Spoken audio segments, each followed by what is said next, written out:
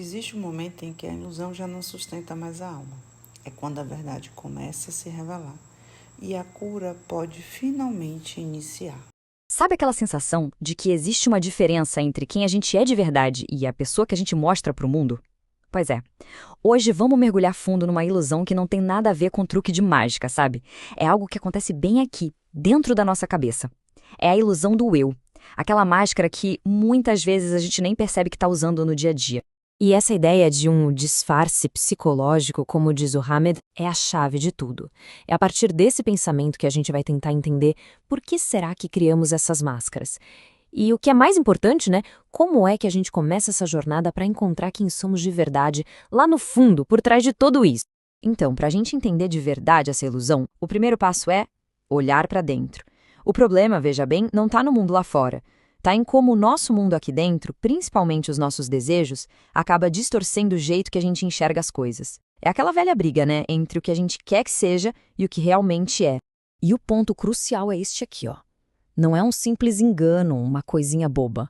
A gente está falando de crenças, crenças bem profundas sobre quem somos, sobre como a vida deveria funcionar. A ilusão, ela se instala exatamente ali, naquele momento em que a vontade de que as coisas fossem de um certo jeito fica mais forte do que a realidade de como elas são de fato. Mas por quê? Por que a gente faz isso? Por que trocamos a realidade por uma fantasia, mesmo sabendo que lá na frente isso pode trazer sofrimento? A verdade é que as raízes desse auto-engano são muito mais comuns do que a gente imagina. Basicamente, são três grandes forças que nos empurram para essa cilada. A primeira é o tal do orgulho ferido. Sabe? É o nosso ego que não quer aceitar que temos limites, aí ele vai lá e cria uma versão melhorada da gente. Depois, vem o medo da verdade. É quase um instinto de construir um muro para não ter que olhar para aquilo que dói. E por último, o apego às coisas materiais, que distrai a gente com o que é passageiro e faz a gente esquecer do que realmente importa. E essa frase, olha, ela resume tudo perfeitamente. É muito mais fácil, muito mais confortável sonhar com quem gostaríamos de ser do que encarar de frente quem realmente somos. A ilusão, por um tempinho pelo menos, parece um lugar seguro, um refúgio. Só que tem um detalhe.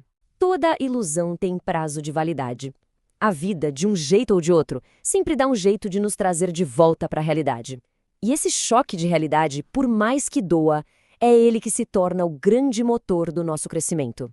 E onde é que essas ilusões costumam aparecer com mais força? Bom, principalmente em três áreas da vida. Nos relacionamentos, né? Quando a gente idealiza demais as pessoas e cria um monte de expectativa que não é real. Na carreira também, quando ficamos buscando o reconhecimento dos outros em vez de focar no nosso crescimento interno. E, claro, na vida social, onde usar máscaras para ser aceito é quase uma regra, principalmente hoje em dia, na internet. É aí que entram as famosas máscaras. A gente veste a máscara da pessoa forte, aquela que nunca sofre, a máscara da pessoa sábia, que parece que nunca erra, e a da pessoa feliz, que está sempre com um sorriso no rosto. Só que por trás de cada uma delas existe um eu de verdade, um eu autêntico, que é humano, que é vulnerável e que está aqui, neste mundo, para aprender e crescer. Esse choque com a realidade acaba nos colocando num ciclo que é quase inevitável. Primeiro, a gente cria a ilusão, né, baseada no que a gente quer. Aí a vida vem e, pá, a realidade quebra tudo. Aí vem a dor da desilusão, e é exatamente nesse momento que a gente tem uma escolha importantíssima para fazer. Vamos nos apegar a esse sofrimento ou vamos usar essa pancada para aprender alguma coisa e crescer? E é por isso que a gente precisa mudar o nosso jeito de olhar para a desilusão. Sabe quando alguém fala, estou desiludido? Pensa bem, isso é um ótimo sinal. Significa que a pessoa deixou de estar iludida. A fantasia foi embora. E é só a partir daí que a cura pode de fato começar. Ok, então se a desilusão é o começo da cura, como é que a gente pode acelerar esse processo? Como é que podemos, de forma consciente, começar a desmontar as nossas próprias ilusões? Bom, a boa notícia é que existem ferramentas, sim, que nos ajudam a encontrar essa verdade e, com ela, a paz. Esse caminho começa com um autoconhecimento profundo. É ter a coragem de olhar para as nossas imperfeições, mas sem ficar se culpando, sabe? A partir daí, partimos para a reforma íntima, que é aquele trabalho de formiguinha, de todo dia, para mudar nossos padrões. Para fortalecer isso, o estudo e a reflexão são essenciais, para a gente conseguir aplicar o que aprende no dia a dia. E tudo isso meio que culmina na caridade, que é o grande golpe no egoísmo, porque a gente tira o foco da gente e começa a olhar para o outro.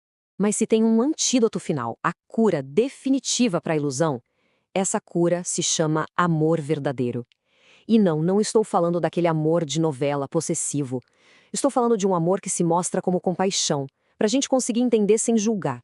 Como paciência, para respeitar que cada um tem seu tempo. E como desapego, que é a capacidade de amar sem querer possuir, de amar em liberdade. E com isso, a gente chega na ideia talvez mais libertadora de todas. A jornada não é para ser perfeita. A perfeição, afinal, é só mais uma ilusão. A verdadeira meta é a autenticidade. É sendo quem a gente é de verdade que a gente finalmente encontra a paz interior. E para a gente fechar, fica aqui uma reflexão. Que máscara talvez estejamos sustentando agora, nesse exato momento, por puro medo de não sermos aceitos? Parar para reconhecer essa máscara não é um sinal de fraqueza. Muito pelo contrário. É o primeiro e talvez o mais corajoso passo na jornada de volta para casa. De volta para a nossa verdade.